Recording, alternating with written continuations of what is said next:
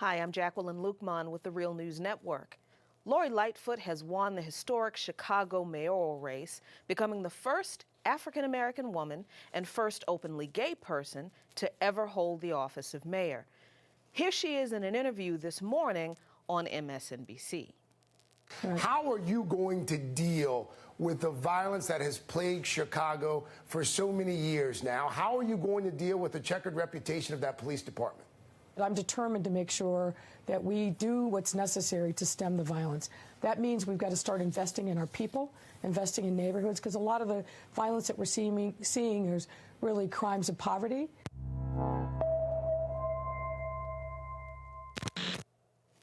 Here at The Real News, we want to find out, what does Lightfoot's win mean for the people demanding change in Chicago, especially those people who are living in the grip of that crime of poverty that Lightfoot talked about, especially when corporate media ignores those crimes of poverty and asks questions like this. All eyes have been on Chicago in the last few weeks as we've watched the Jussie Smollett case play out. Mayor, should everyone involved in this case keep their job? Well, look, first of all, we need to make sure that we recognize that hate crimes are real. Sadly, they do happen. And regardless of what the circumstances are with Mr. Smollett, we can't lose sight of the fact that people are continuing to be victimized just because of who they are or who they love. Here to talk about this is Micah Uetricht, an associate editor of Jacobin magazine. He is the author of Strike for America, Chicago Teachers Against Austerity. Micah, thank you so much for joining me. Thanks for having me. So we just saw the clip of Lori Lightfoot's interview on MSNBC, where she specifically says that the first thing to do to address violence is to break the grip of poverty. And that point was completely ignored by the MSNBC host, who went on to talk about, of all things, Jussie Smollett. What does this say about the way corporate media sees the issue of poverty in connection to other so-called larger issues? Well, the coverage of the Smollett case has been a very revealing look at how the corporate media treats all kinds of issues of misconduct in relation to policing. I have to think about the fact that I saw a headline the other day that showed that something like $500 million with a billion with a B, have been paid out to people in Chicago for police brutality and misconduct cases over the past 5 or 6 years. But yet there's wall-to-wall coverage on a case like Jussie Smollett shows, of course, the media's obsession with celebrity and this sort of gotcha moment that they think they have on this for this actor.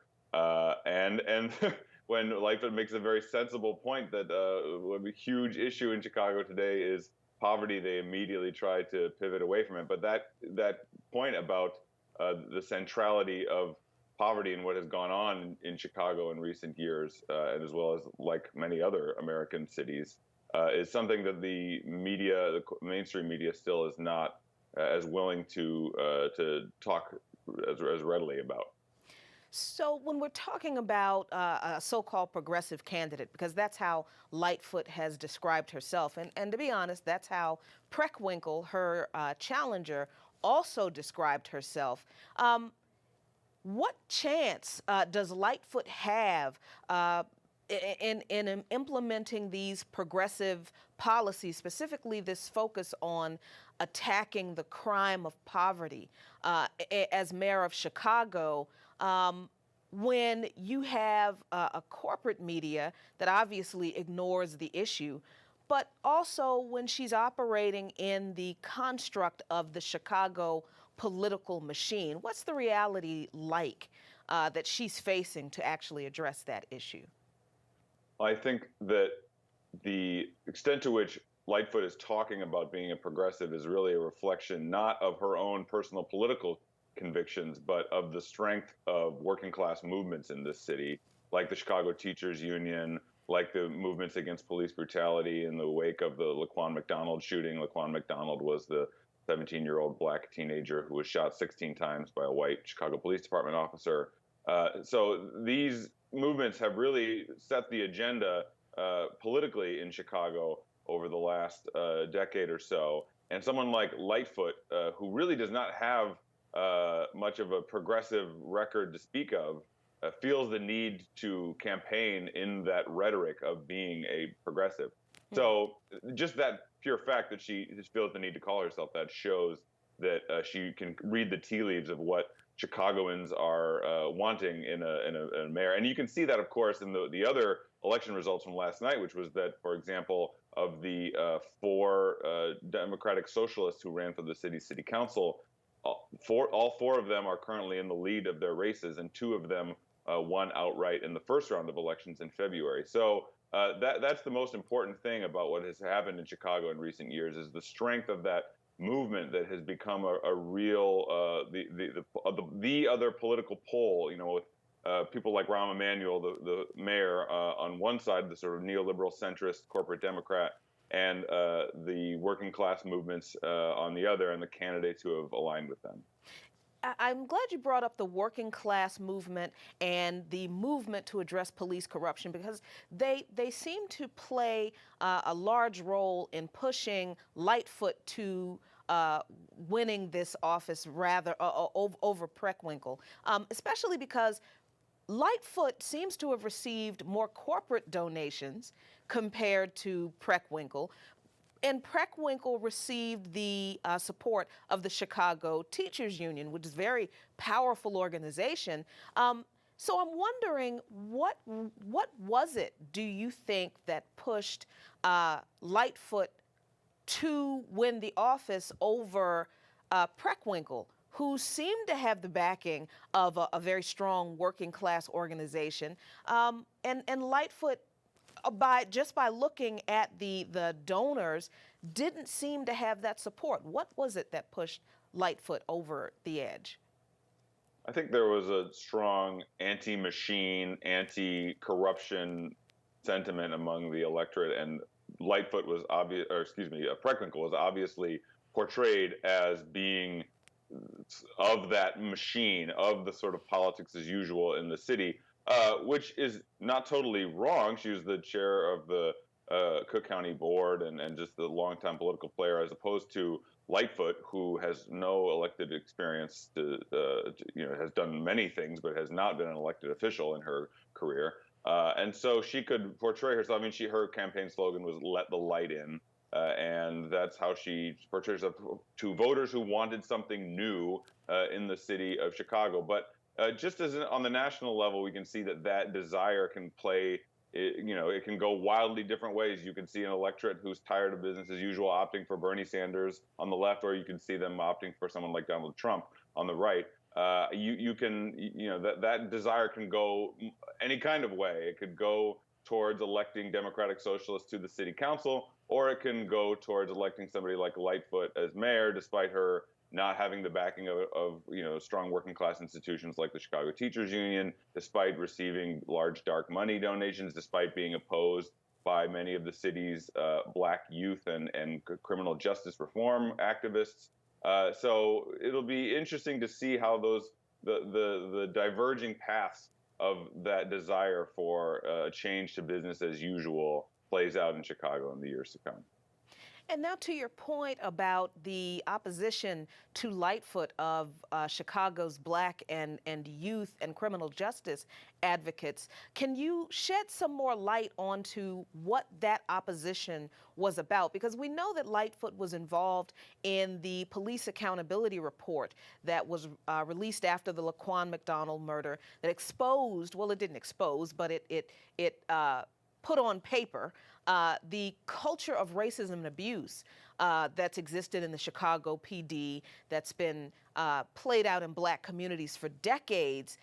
But what were police accountability and black organizations and community members opposed to Lightfoot in regard to this issue about? Well, Lightfoot's record is truly mixed on this point. The report that you mentioned is incredibly scathing if you read it. The language that it uses to describe the complete lack of trust among the city's working class communities of color and the perception that the police exist as a kind of occupying force that will brutalize them at random, whether or not they deserve it, that was sent a strong message about what's going on in Chicago's police department. So we shouldn't ignore that. On the other hand, there were cases that she oversaw, like the disciplinary case of Dante Servin, the off-duty Chicago police officer who shot Rakia Boyd, a young black woman on the city's south side. And activists, Servin faced a relatively little punishment for killing this black young person in a very strange situation where she was shot by a stray bullet that the officer was sort of wildly shooting off. So there are cases like this that she's overseen that have left black youth organizations in particular wanting to demand that she not be the mayor, given how she, in their perception, has seen that kind of black youth's lives as largely expendable. So I think you're going to hear a lot more about that from those organizations once Lightfoot takes office.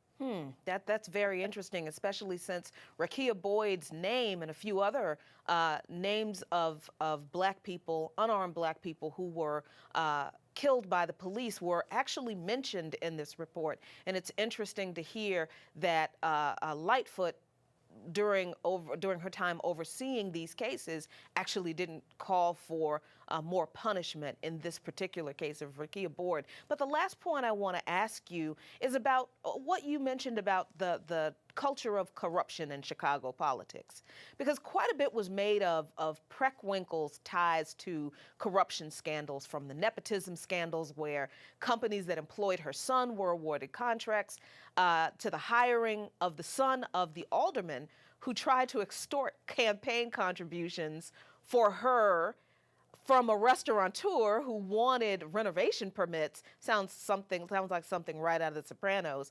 To her dishonesty about how much she knew about sexual misconduct allegations against her chief of staff. What was the corruption, the ties to this kind of typical Chicago machine corruption? Was this also a big help to Lightfoot, who just didn't seem to have the reputation or the electoral experience that Preckwinkle had that might have pushed her to this win over Preckwinkle? First, let me just say I mentioned that Rakia Boyd was shot. I said on the south side. It was actually the west side. My apologies for that. Mm-hmm. Got to get it correct for my Chicagoans out there. Absolutely. As I mentioned before, there is this anti-incumbent, anti-status quo mood among the electorate. And when you're the president of the Cook County Board, whether or not, I think there are some cases that are worth, looking into about Preckwinkle's ties to someone like Ed Burke, the alderman who you mentioned, who shook down a Burger King owner to try to drum up some business for his law firm. There are some things that are worth looking into like that. There are other things like the fact that her son worked for a construction company that got some contracts for the city that are not worth, that really are kind of a non-story. But again, with the mood of the electorate, people want something different. And I think just the kind of steady drumbeat of talk of her being a, Chicago machine candidate, or her of having these close ties to the city's political class, that stuck. And because Lightfoot does not have that same kind of long track record of being in office, she could say, I'm a tabula rasa. I'm spotless, and don't pick the person who's got all this corruption. Pick me. Of course, what she doesn't say is that she worked for years as a corporate lawyer and has got all this money from similar corporate lawyers and the city's wealthy funding her campaign. But she was able to escape any kind of attacks on that front, and it also allowed her to occasionally get away with rhetoric that was very surprising. Like, for example, in the last few weeks of the election, she suggested moving the city's police academies into closed schools around the city of Chicago. You know, if you remember, just a few years ago, the city closed 50 schools, a move that was very much opposed by the Chicago Teachers Union, and is still very bitter in the minds of many Chicagoans. And separately, Black youth activists and criminal justice activists have said, don't spend new money on this a $95 million police academy that has been proposed. And Lightfoot said, I have the solution. Why don't we move the police academies into the closed schools, which is incredibly, she managed to offend two different movements at once. This sort of killed two birds with one stone. It's an amazing act.